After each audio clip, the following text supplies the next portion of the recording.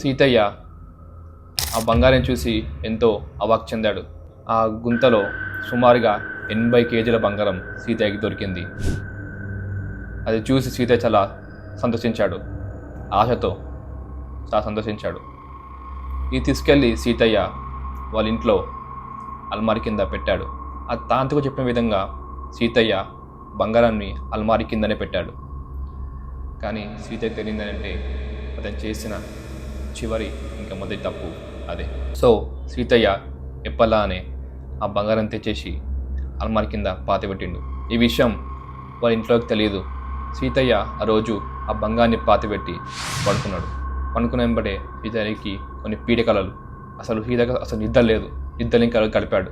చూస్తూ చూస్తూ సీతయ్య ఎంతో చురుగ్గా ఉండే సీతయ్య చూస్తూ నిరసపడ్డాడు. ఊరోళ్ళకి అర్థం కాలేదు. మేబీ అతను వయసు అనుకున్నారు. వయసు వల్ల అతను వీకార్ అనుకున్నాడు. కానీ విషయం అది కాదు.